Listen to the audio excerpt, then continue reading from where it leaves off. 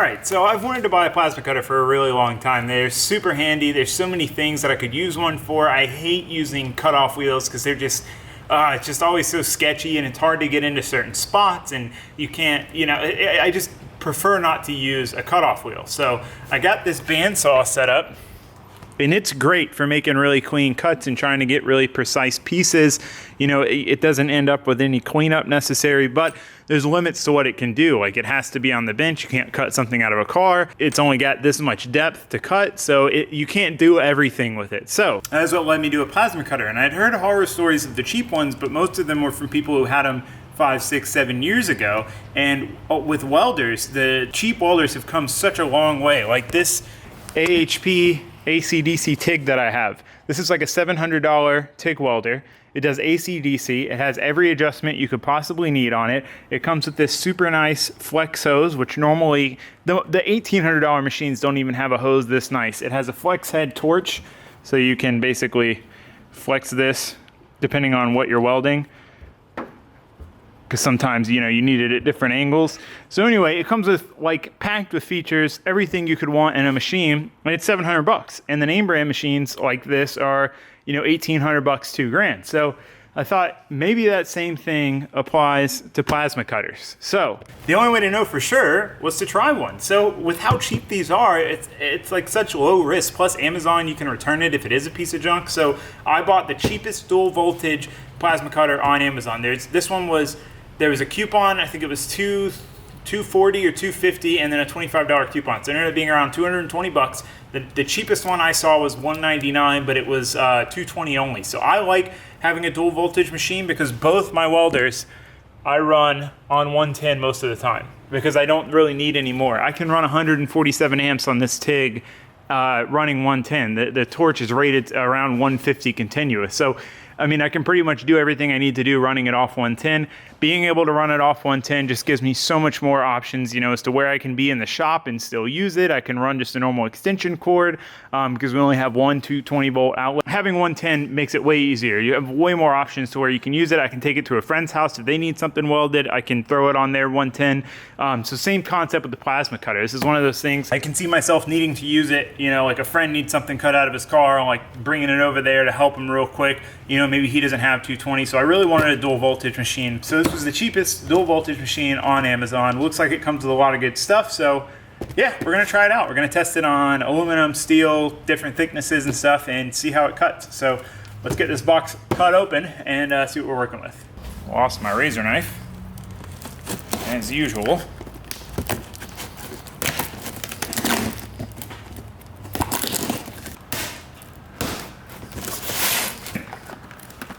FLR combination. Let's see what this is. Regulators. So the one thing I did read on the reviews is that these regulators come stripped and the caps blow off, but a lot of people got replacements from them, so I would assume that that is something that has been fixed, but we'll find out. So we got that handle. Hate that noise. I'm really surprised at the size of this thing. This thing is tiny. Like much smaller than I anticipated. So we got some consumables. There's thread tape. That's kind of cool. They give you thread tape for your airline fittings. Ground cable. Give you a wire brush. That's kind of interesting. Tube, I would assume, for the regulator. Then torch. So it's got the same style dual voltage plug as both my welders have. So unplug that, so that's your 220 coming straight out of the machine. Then you got your 220 plug here, and then your 110. So that's pretty cool because I have 3 of these. I have one for each welder. So if I ever lose one or whatever, it's the same thing. So that's nice. Doesn't seem to weigh much. Torch open. Okay, so that's air, so I'm gonna assume that goes there. This whole like plastic thing over the like brass is kind of weird, but okay, there's that. Gonna be our control. That goes there. Screw that guy in. Then we need ground clamp. Pretty standard looking ground clamp. It's a, what size connector is this? This is a 25. This is like a bigger ground clamp. Yeah, this is a 35. So you can see the size difference between the two here. So this one is much smaller than like a 35 is. Okay, that's interesting. But I mean, I guess that would make sense. This 50 amp machine. Cute little guy, very small. Not quite sure what this is for.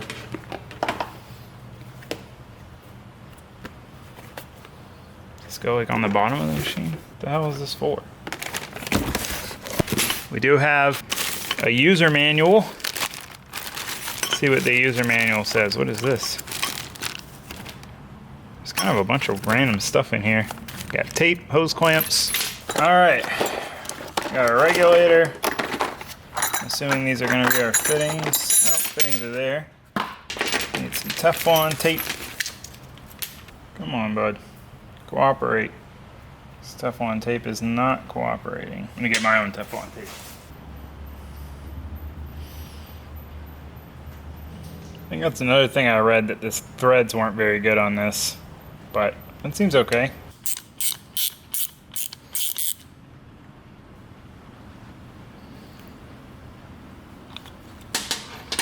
Like that feels like it's cross-threaded. Looks straight. Let's try to give her a tighten. That's going. All right, got our fittings in. Gauge. We get one more rotation out of her. Come on, bud. Okay, so there's that, there's that. We might need a fitting to thread in, a quick connect fitting to thread into here for the air compressor hose. This one will go on here.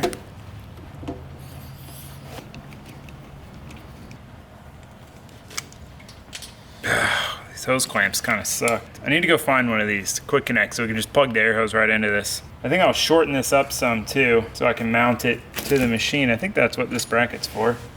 Yeah, okay. So we'll shorten this hose up a lot.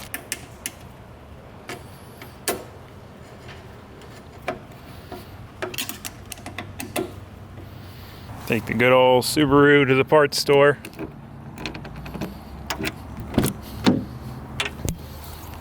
The seats in this thing are my favorite part. I love the seats. She still needs some work, but she's getting there. Not quite as cool as the Cephy. I know I need to replace my windshield.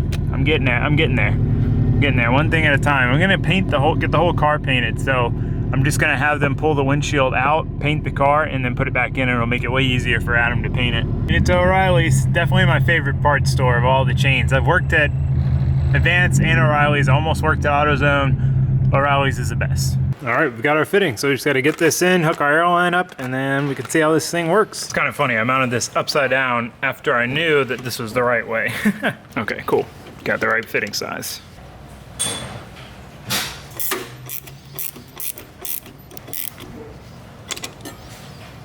All right, let's hook it up, see if it works.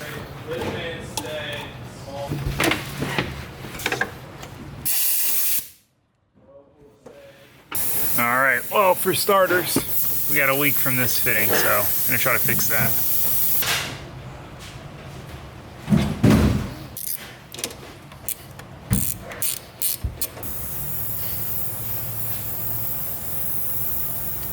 All right, we're still leaking out of this guy here. I think I'm leaking out of the hose, so I'm gonna try to put a better hose on it, put a rubber hose on it. All right, so it was just that hose, so got no more leaks. You can see there's pressure. I just put this rubber hose on, which is actually like way too thick, and it worked way better. So I'm gonna shorten it.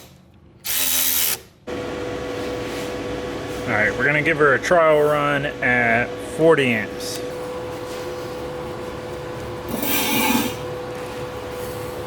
All right, let's see how this goes.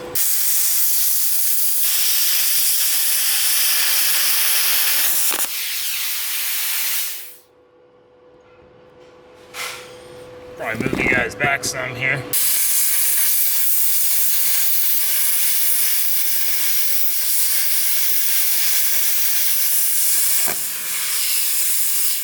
Oh, it cut it. I just don't know what I'm doing.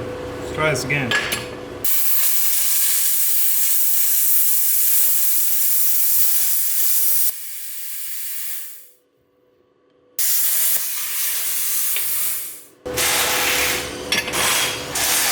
try something straight, because this is kind of tricky. I'm not super experienced with plasma cutters, so, you know, I'm doing a bad job at keeping this straight. So I've got this just piece of mild steel. This is what I used to use to practice my TIG welding. So we can cut that, but first, get the hang of it a little more, I'm gonna cut this, which is the tow hook off my Miata. This will be an interesting one, because I can try to cut all the way through here and then up here. First we'll go across here though.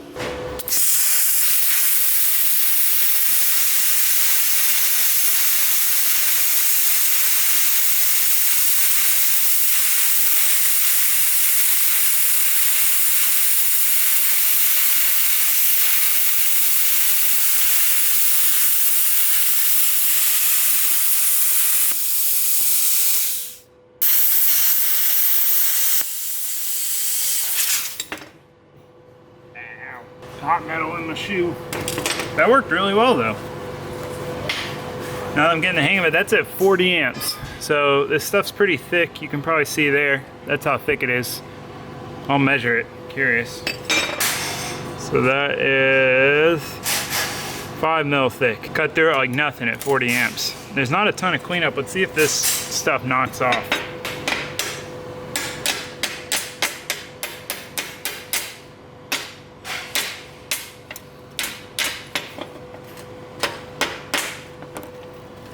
Aside from me holding it at an angle, it's actually a pretty clean cut. Like I had it at a slight angle, which is my own fault, but I mean, it's really not bad at all. So now let's try to cut through this and this at the same time. Turned it up to 45 amps for this test.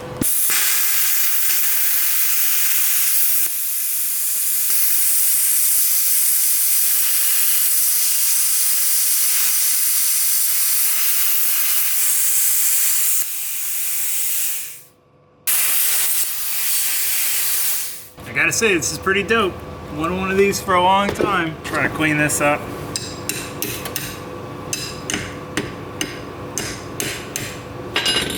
One thing that's surprising to me is it doesn't get the workpiece super hot. I would think that this would end up way hotter like it would if you were welding, but it really doesn't get that hot. With the sparks though, you end up with sparks flying all over. I got a couple on my shoe, burned a little bit, but other than that, I cranked it up to 50 on that last one. I mean, it just cuts through it a lot faster at 50. So I would think the only time you need to drop the amperage down, there'd be like a reason to, is if you were trying to cut through something and not through the thing behind it or something like that. But I think otherwise it would make sense to just leave it at full amperage. So let's try to cut this guy. Kind of see what we're doing to the table here though. Have to clean that up. So I'm gonna try to get a really straight cut on this one. I guess I should mark it, huh?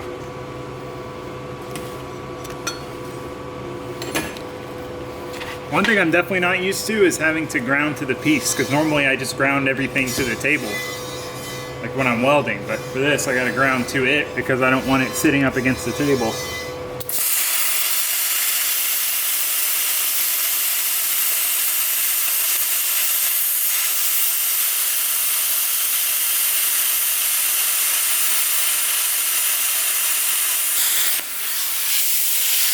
Yeah, it's pretty straight. I messed up when I came down onto this piece, but for the most part, that came out pretty straight.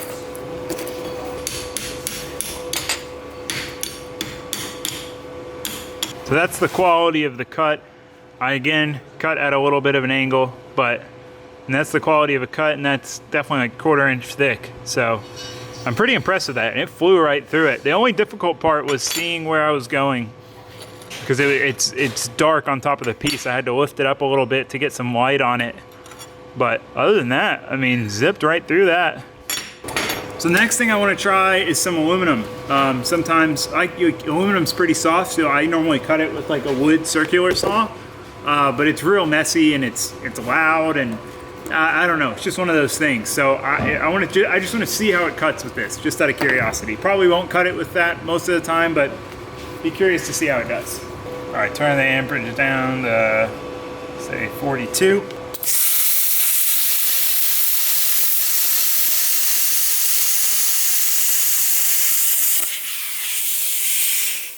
Literally like freaking butter. And it actually came out pretty clean. Like, that's really not a super dirty, like jagged cut, that'd be quick hit with the flap wheel, and that's solid. Let me do that.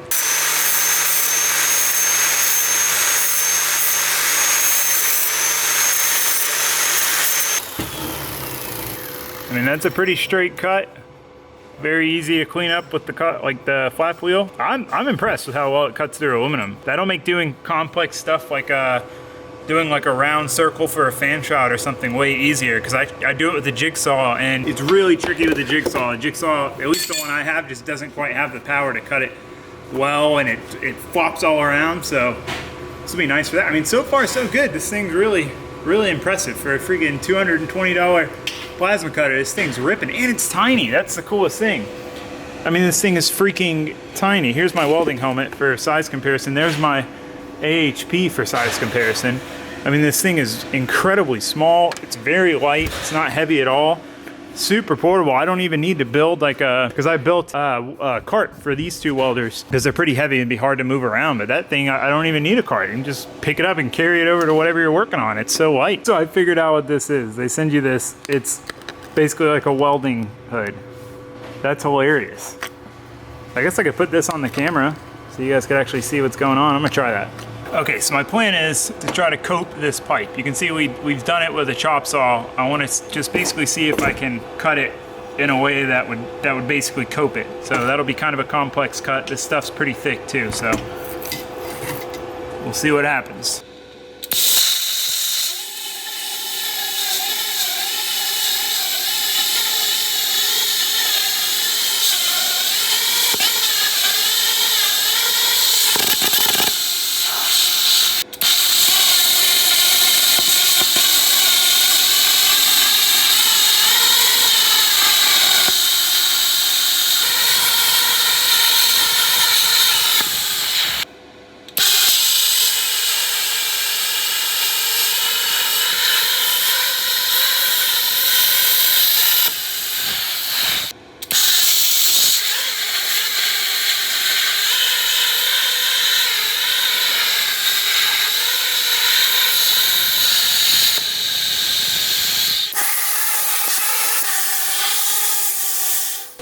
All right, well, I did a pretty terrible job on that, and I didn't even mark it like to be that good, but I mean, it did it.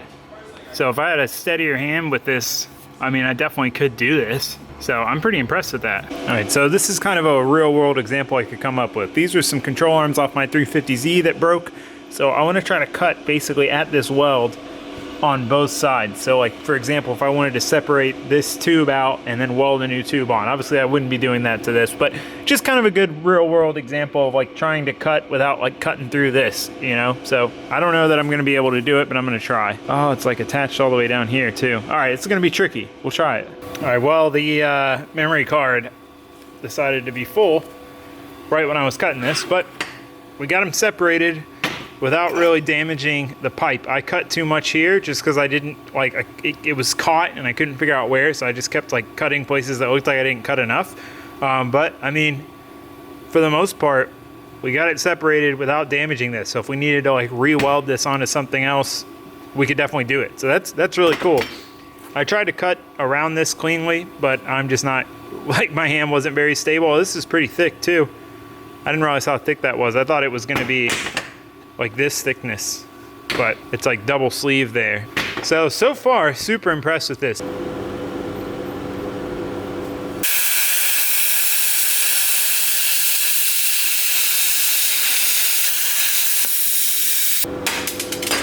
Operator error on that one too.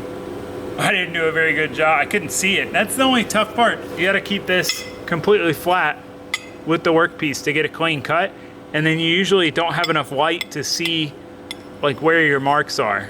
So that's the only tricky part. So then I'll start angling it or pulling it back some, and then it starts to get a little messy. All right, before I end this out, I want to compare a couple of different cutting methods. So if you're on the fence about which thing you want to buy, do you want to buy a plasma cutter? Do you want to buy a nice grinder? Do you want to buy a table bandsaw setup like this? This is a Milwaukee bandsaw and a Swag off-road porta band stand. This combo ends up being like around 400 bucks. So it's about double the price of the plasma cutter, but it's kind of a different use. So anyway, let's cut a couple things on this, and we'll cut a couple things with the grinder, and I can show you guys the differences. All right, so first we're gonna do a piece of aluminum. This is really where this setup shines. You know, it cuts through aluminum really quickly because aluminum's nice and soft. You can run the blade at full speed. So we'll do a couple cuts with this piece of aluminum.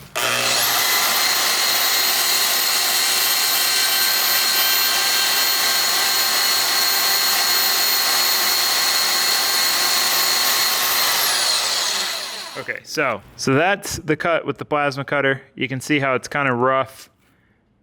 It's not incredibly straight, which that's partially my own fault, but it's mainly just kind of the coarseness of the cutting edge. Whereas you look at the cut with the bandsaw, much cleaner. You end up with basically a finished edge. There's no cleanup required. You don't have to bust slag off. You don't got to grind it down. Like it's ready to go, ready to weld, fit, whatever you got to do right off the bat. So let's try another material. We use this piece of angle because this is pretty thick, and this is where the bandsaw starts to not shine as much because it takes a bit to cut through something like this.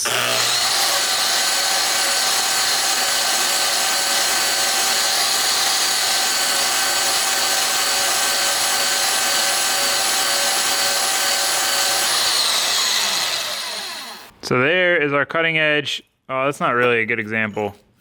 Do I have a better one? All right, well, these were my first cuts with the plasma cutter, so this isn't a great example, but you see how much slag is left behind, how rough the cut is. You know, it's not a very clean cut. Whereas you look at this is the cut with the bandsaw. So it's a much, much nicer, much cleaner cut.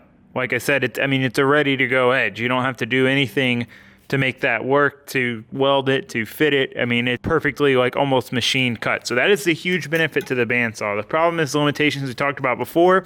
You can only fit a certain size of material in it.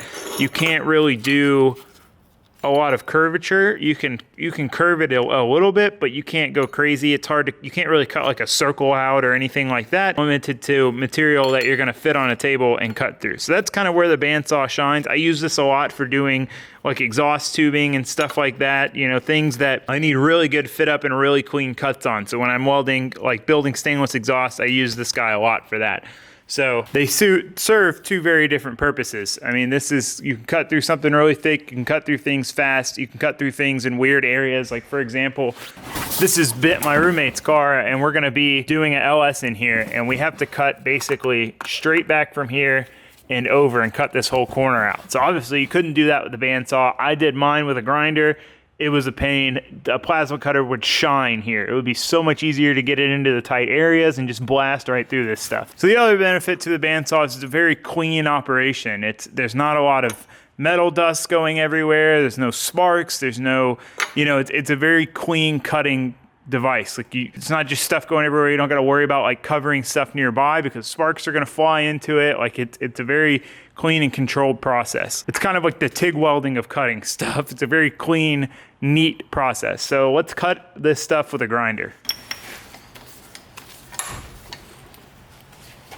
Grinder is very handy as far as getting into tight spaces or weird spots or cutting big things out, cutting out in the field. Like you've got I use this one, which is a Milwaukee cordless one. So it uses their M18 batteries. This thing works really well. Anyway, let's see if the battery is actually charged. Yep, full battery. All right, so let's cut this.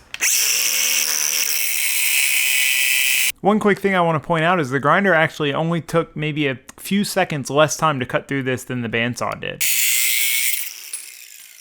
So as you probably saw, that one's a very, very messy process. There's a lot of sparks going everywhere. You're getting hit with sparks no matter what you do. And I get sketched out by grinders. I've had discs explode in my face before. I've had them break. I've had all sorts of stuff happen. I've seen people cut themselves with these things. I used to use one every day. I worked doing commercial shade structures, and we'd cut a lot of stuff with grinders. And I still do not enjoy using them in any way, shape, or form. But, I mean, they have their purpose. They are handy. So this is kind of the cut you end up with. So you see we got some material left over. It's not completely straight. Like there's some high and low spots. But I mean, I was cutting about as straight as I could, and you still end up with some weird areas, and you'll normally end up with a little bit of melting, and you'll have to clean that up. So it's not as clean as the bandsaw, not as messy as the plasma cutter. So let's do aluminum with the grinder.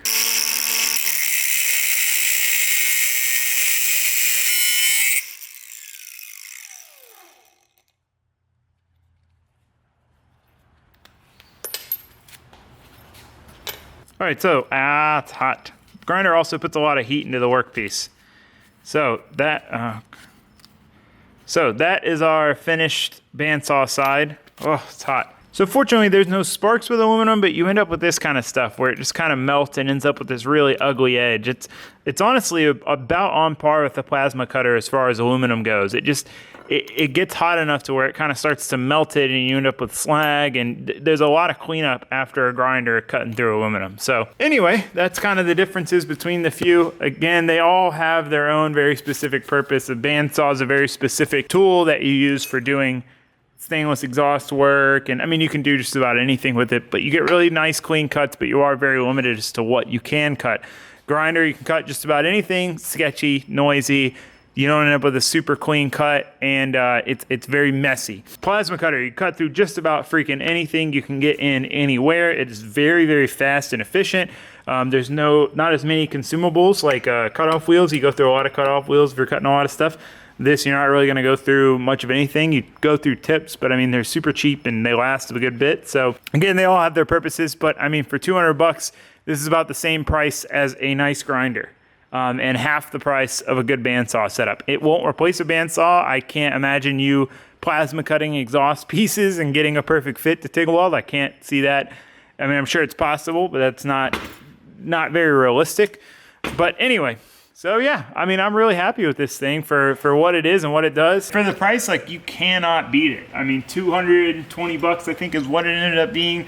Dual voltage. We did find out that if I tried to run it at 50 amps on 110, I'd pop the breaker. But I mean, if you're cutting in a car, you're cutting sheet metal, you could run it at 30 amps, and I think you could run for a long time on a 110 without popping the breaker. And that's really nice, because if you got a car over here and it's kind of inoperable, you can just run an extension cord and carry it over there. It weighs nothing. So I think I wouldn't buy one that wasn't dual voltage unless I was only going to cut super, super thick stuff. I had multiple 220 volt outlets to choose from and extension cords and all that stuff already.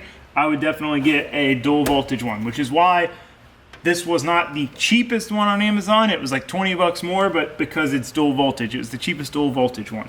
Also, another thing to note is the consumables for this are like a tenth the price of a name brand machine as well. The machine is about a tenth the price, and the consumables are about a tenth the price. And I mean, I can't say I've used all the big name plasma cutters, but I mean, this thing does the job. You're going to end up with a messy cut no matter how nice of a plasma cutter you get. I mean, I can't see you getting enough nicer of a cut for it to be worth 10 times the price. So that's kind of my opinion on it. That's how I feel about it. Really happy with this. A lot of my friends, when I said I was going to buy this, were questioning it. They didn't think it would work. So I figured there's probably a lot of you guys out there who might be in the same boat where you don't want to buy one because you don't think it'll work. I know I was for a long time, and that's why I didn't buy one. Hell, man, knowing what I know now, I wish I would have bought one years ago, because this is going to be a super handy machine to have. So anyway, I guess that's going to be it for this video. If there's anything you guys can think of that you want me to try with it that, you know, might be a deal breaker or not that I didn't think of, just let me know. And like this video if you enjoyed it and you found it helpful. Comment below what plasma cutter you have, and if you like it, what's your favorite cutting tool? Because cutting tools, welding, you think you just need a welder and you can weld stuff and fabricate, but like, the welder isn't really the expensive part. It's the tools to cut all the material that get really expensive, because you get into very niche things, you know, having a chop saw, having a cold cut saw, having a bandsaw, having a horizontal bandsaw, having a plasma cutter, having a grinder, having a tubing notcher. That's where it gets really expensive and you end up needing a lot of tools. So anyway, let me know what your favorite cutting tool is and why. And yeah, that's going to be it for this video. Thanks for watching. Thanks for subscribing. I'll see you guys next time. Goodbye.